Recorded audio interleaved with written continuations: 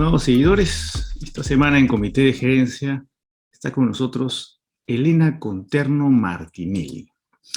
Ella es una economista peruana, ha sido recientemente presidenta de IPAE, fue ministra de la Producción en el segundo gobierno de Alan García Pérez y se graduó de Economía de la Universidad del Pacífico y tiene también una maestría en la Escuela de Gobierno John F. Kennedy de la Universidad de Harvard.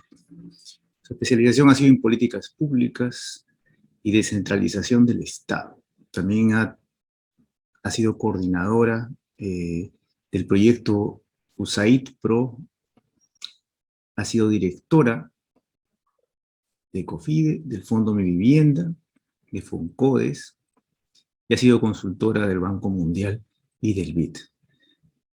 Hoy estamos entonces con un invitado de lujo. Muchas gracias, Elena, por aceptar la invitación. Un gusto, José Carlos.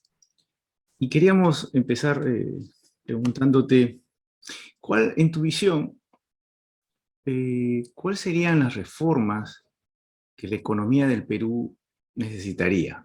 Si pudiéramos soñar políticamente, me refiero, ¿no? Sí, de repente antes de ir a las reformas en sí, digamos, una mirada a lo que ha sido el pasado y lo que es nuestro presente, ¿no? Lo que teníamos como Perú es, digamos, del 68 al 90, tuvimos una fuertísima intervención en la economía del Estado, y eso no trajo bienestar, ¿no? Vimos pues que el Estado participaba en la pesca, en la banca, en la industria, y producto de ello, digamos, habían déficits elevadísimos y básicamente todo el presupuesto público se iba a financiar ese déficit que, insisto, no traía bienestar a las familias peruanas, ¿no? Incluso hay notas, ¿no?, que dicen que eso había implicado que hacia 1990 se tuviese pues en la mitad de PBI per cápita, digamos, va por estas recetas, intervenciones fallidas, ¿no? Entonces, hacia inicio de los 90, el Perú acoge la economía social de mercado y con ello además la estabilidad macroeconómica. Dice, oye, estos pilares son fundamentales para generar riqueza y que esa riqueza se traduzca pues en bienestar para las familias.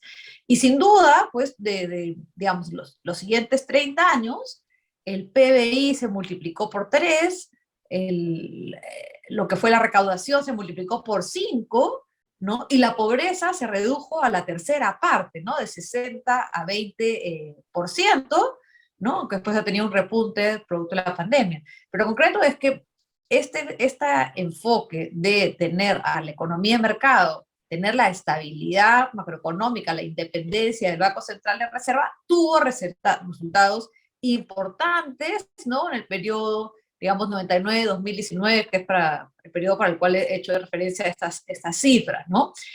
Pero sin embargo, ¿no? Entonces, a pesar de todo lo que se había logrado, ¿no?, y hasta el día de hoy, el Estado no brinda bienestar. Porque en este esquema se genera un dinamismo económico, se genera más puestos de trabajo, y eso, digamos, de manera directa da bienestar a las familias, pero debería haber otra vía de bienestar, que es que la recaudación se traduzca, digamos, en bienestar para las familias, ¿no? Es decir, la recaudación vía servicios públicos, pero eso no se está dando, ¿no? Y ahí tenemos un problema serio, ¿no?, de que el Estado no está cumpliendo su rol, y sin duda pues tenemos que corregirlo. Lo que vemos pues es que, por ejemplo, a nivel del sistema de salud, solo 3 de cada 5 pacientes salen de una posta, de un hospital, con todas las medicinas que le han recetado. En educación, solo 1 de cada 8 alumnos termina secundaria con el nivel de conocimientos esperados en matemáticas y lenguaje, ¿no? Por decir, digamos, los 2 términos esenciales. Entonces, lamentablemente, pues el Estado no está brindando un bienestar, digamos, que debería, ¿no? Insisto, las familias tienen 2 vías para recibir bienestar. Una es vía empleo, y entonces el dinamismo de la economía te da esas oportunidades de empleo, y la otra vía de bienestar es que ese dinamismo económico se traduce en impuestos, y esos impuestos se traduzca en servicio de calidad, y eso no se está dando. Los servicios de calidad no se están dando. Y entonces, pues, yendo a tu pregunta, ahí tenemos que enfocarnos. Es fundamental enfocarnos en que realmente el Estado funcione, el Estado brinde bienestar a las familias peruanas. Y ahí, digamos, desde un buen sistema de protección social para proteger a la gente vulnerable y que todos tengan, pues, puedan enfrentar sus necesidades básicas, ¿no? Por ejemplo, estamos viendo este problema de la subida de precios de los alimentos, ¿no? De la escasez de la urea, y bueno, necesitaríamos pues un Estado, un buen sistema de protección social que rápidamente, por ejemplo, canalice un bono alimentario a las familias vulnerables de ámbito rural y urbano, ¿no? Que lamentablemente pues están viéndose afectadas por esta situación internacional tan compleja que estamos viviendo, ¿no? Lo otro, pues, es todo lo que son los servicios públicos, ¿no? Y en particular salud y educación. Necesitamos, pues, que los servicios funcionen, que realmente estén diseñados, pensados en, digamos, cómo dar un buen servicio, un servicio de calidad a la ciudadanía. Y bueno, y lo otro, digamos, principal es mantener lo que se tenía, es decir, ese dinamismo económico, que significa pues que el Estado no esté tratando de intervenir, digamos, en actividad empresarial, que finalmente lo que pasa es que hay corrupción, hay clientelismo, como lo acabamos de ver con Petroperú, ¿no? Caso serísimo de corrupción, y como lo vimos en el pasado, con toda la plata que se perdió y que no se tradujo, pues, en beneficios a las personas, ¿no? También hay que mantener la estabilidad macroeconómica, la independencia del BCR, ¿no? Y, digamos, porque ello es como un cimiento base, digamos, para poder seguir avanzando. Y lo último, digamos, diría, es el tema de la informalidad, la ilegalidad, ¿no? Si bien hay, digamos, muchas empresas que nacen informales y conforme se van solidificando, van ingresando naturalmente a la formalidad, ¿no? Hay que facilitar ese tránsito y en simultáneo hay que combatir a lo ilegal, ¿no? Porque lo que estamos viendo también en Perú es muchos actores ilegales que ya se vuelven mafias y que lamentablemente usan mucho dinero para perpetuarse y para comprar autoridades y por lo tanto para ir en contra de los intereses ciudadanos. Entonces ese es otro aspecto que debemos abordar con urgencia. Entonces, insisto, hay cosas que se deben mantener y hay que protegerlas porque lamentablemente están siendo amenazadas y hay otras pues, que, digamos, tenemos que hacer tanto para hacer que el Estado funcione como para combatir a mafias ilegales que están surgiendo y que están petardeando el bienestar de los ciudadanos. Me quedaría ahí, José Carlos, para cualquier comentario, cosa que desee que amplíe. Usted ha mencionado un tema importantísimo, ¿no? Pero yo lo que miraría ahí es un fracaso del Estado como administrador y gestor de bienestar social. Entonces, ¿usted contemplaría no necesariamente el cambio, sino más bien el achicar el Estado y reducirlo mucho? Ha crecido considerablemente, sobre todo desde el gobierno de Humala hasta hoy, y se ha constituido después de la pandemia en el mejor sitio para trabajar, ¿no? Porque es el único sector económico que crece consistentemente en salarios y número de puestos de trabajo. O sea, hoy en Perú el mejor sitio para trabajar es el Estado. No debería más bien, deberíamos buscar achicarlo ya que ha fracasado como lo decías, en brindar los servicios sociales. Insistir en que reformar el Estado es una posibilidad, ¿usted cree que es factible? ¿Reducirlo o reformarlo? Esa es la pregunta. A ver, creo que grande o chico, lo relevante, digamos, es que sirva a los ciudadanos, ¿no? Y que además se concentre en sus funciones esenciales. Digamos, estos intentos de que más bien tenga más participación en la economía no tiene ningún sentido, o sea, porque no cumple lo esencial, que es salud y educación, y queremos que haga bien el tema de explotación petrolera. No, no hace ningún sentido. Y hemos visto justamente el caso del petróleo, ¿no? Se gastaron 6.000 millones de dólares en una refinería que todavía no se prende, ¿no? Es decir, esto sigue costando porque están los intereses de la deuda que se ha adquirido, ¿no? Entonces, para comenzar, digamos, hagamos que el Estado se concentre y no vaya más allá, ¿no? En el sentido que no sea más grande. Y lo segundo, que lo que hace, lo haga bien, O sea, la salud, educación, empecemos por hacer que funcione. Pero lamentablemente, digamos, lo que estamos viendo es que en vez de buscar que mejore, digamos, está yéndose en retroceso, porque estamos viendo nombramientos de personas sin ninguna capacidades para poder tener pues un Estado que funcione. Es como si para cuando yo, digamos, tengo un dolor muy severo, una fiebre de 41, digamos, le pregunte a un no especialista qué debo hacer. Cuando yo tengo un problema, cuando quiero que se tomen buenas decisiones, voy a ir a un médico, por ejemplo, tema de salud, voy a ir a un médico que ha estudiado, que tiene experiencia, que ve casos todos los días, para ver qué cosas tengo que hacer. Pero en cambio en el Estado estamos poniendo a personas sin capacidades, sin conocimiento, sin experiencia a dirigir el Estado. Eso de ninguna manera va a redundar pues, en mejores servicios para la ciudadanía. Y eso pues es lamentablemente algo que estamos viendo, ¿no? Entonces, insisto, lo primero es hacer, digamos, que el Estado funcione, que el servicio civil, que los funcionarios públicos realmente estén comprometidos.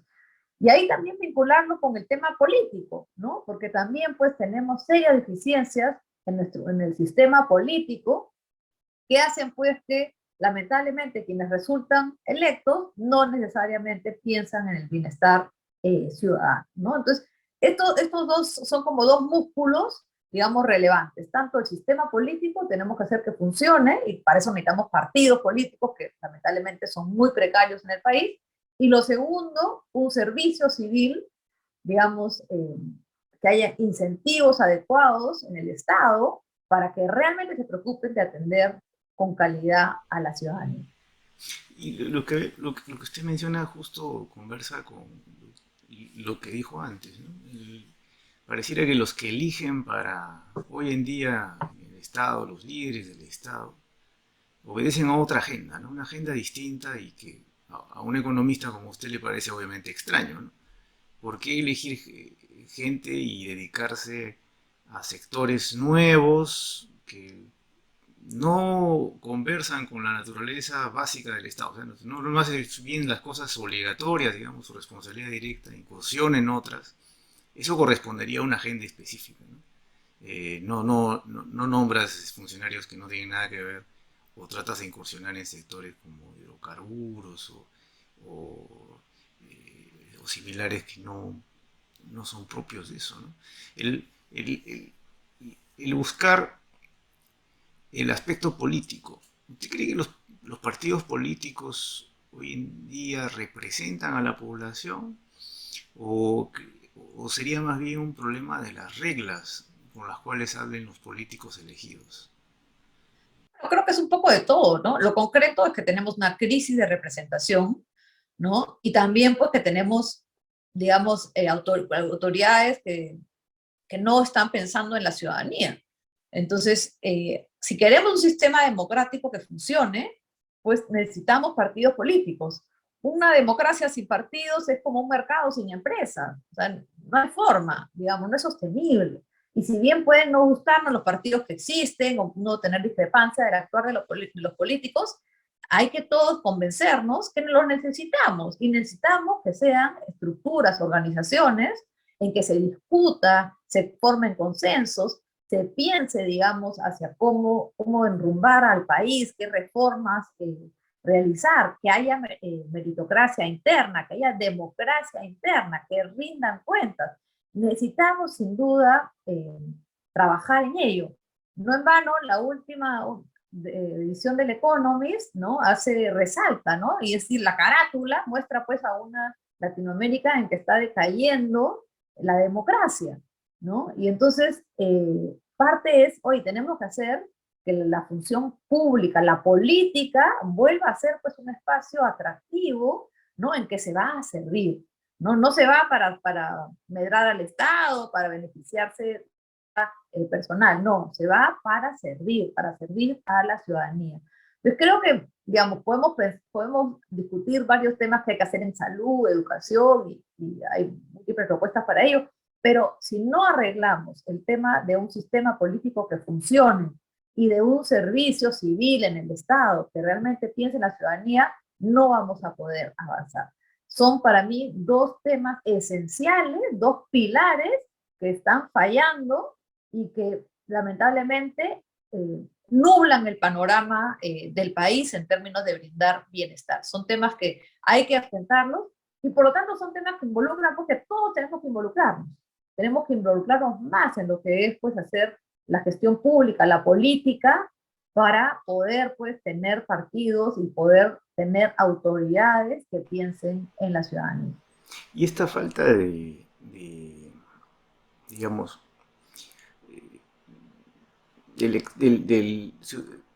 servidores públicos elegidos, correctos, vendría a ser un problema de la educación en Perú. O sea, desde cuando votan las personas por las agendas de los políticos que se postulan, hasta las decisiones de descarte, ¿no? O sea, bueno, cuando tienes dos malos por elegir, eliges al menos malo, pero las decisiones que se toman ahí, ¿usted cree que tienen una raíz en el sistema educativo peruano? O sea, la falta de conocimiento, la falta de los errores frecuentes que hemos visto en las elecciones pasadas. Bueno, sin duda el sistema educativo peruano es muy malo y eso afecta a todo, ¿no? Afecta desde las oportunidades de progreso personal de cada peruano, ¿no? Hasta la democracia, ¿no? Y las maneras como la gente se acerca a la política, a los ofrecimientos y a la gestión pública. Entonces, es un tema crucial que lamentablemente está desatendido en el Perú. Si bien hubo avances en algún momento, no hemos visto mayores mejoras luego y seguimos estando rezagados.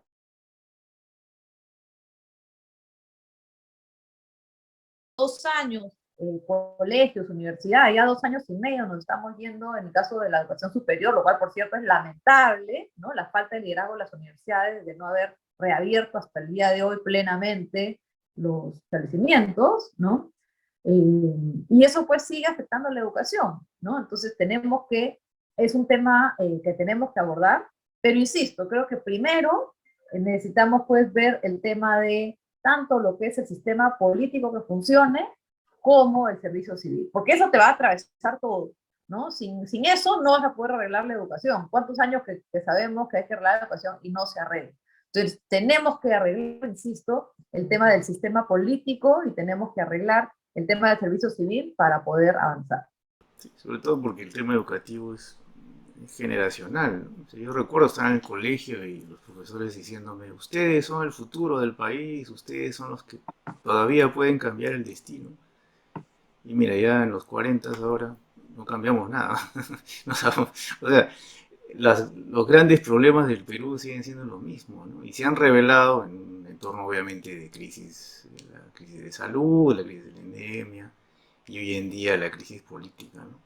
¿Cómo ve usted el corto plazo, el escenario de acá, por lo menos a fin de año? ¿Cómo la ve las perspectivas del gobierno actual?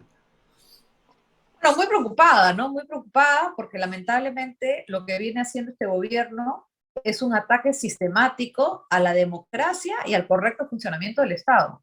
Justamente vengo comentando de la relevancia de que estos dos aspectos funcionen y este gobierno lo que está haciendo es ir yendo en contra de eso. O sea, en tema de democracia hemos visto, digamos, las restricciones y la poca cercanía a los medios de comunicación que deben cumplir su rol. Hemos visto los ascensos irregulares de militares y policías.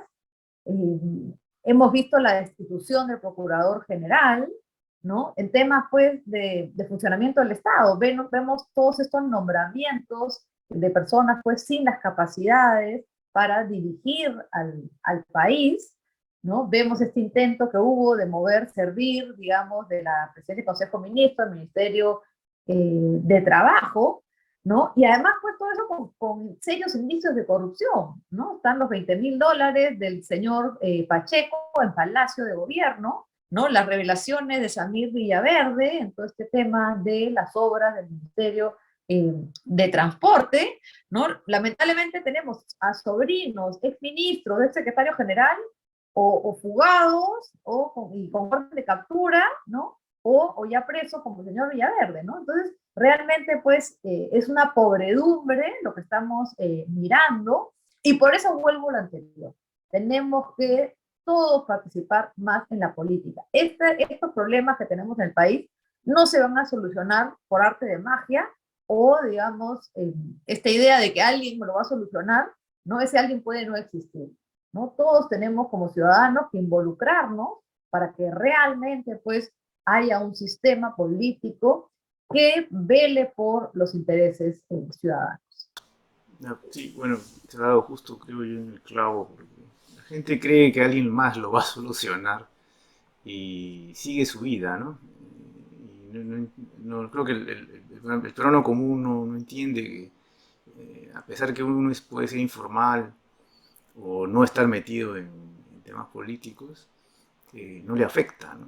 Pareciera que no le afecta hasta que llega fenómenos como la inflación de hoy en día y todos empezaron a sufrir y, y realmente se da cuenta que si el que está a cargo no sabe gestionar, no sabe enfrentar, básicamente hace que todos los bolsillos de todas las familias sufran, ¿no?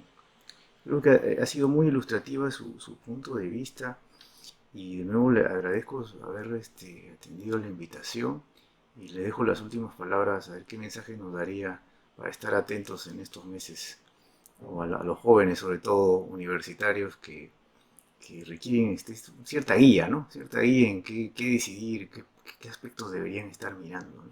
Más allá de las ideologías.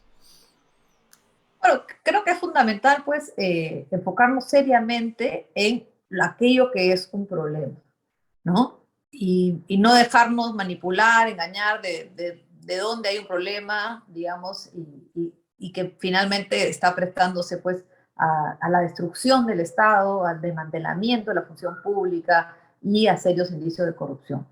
Acá tenemos que hacer que el Estado funcione. Y hacer que funcione significa, insisto, ver que haya un sistema político con partidos políticos serios, democráticos, y necesitamos pues un servicio civil en que lo medular es que primero tiene que estar el ciudadano, ese ciudadano que es el cliente del Estado, antes que el trabajador mismo.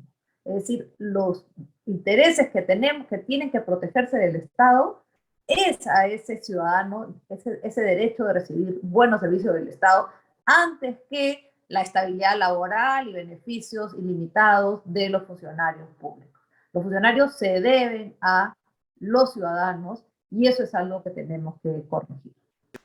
Agradecido, Elena, por estar con nosotros y seguidores. Nos vemos la siguiente semana nuevamente en un comité de gerencia.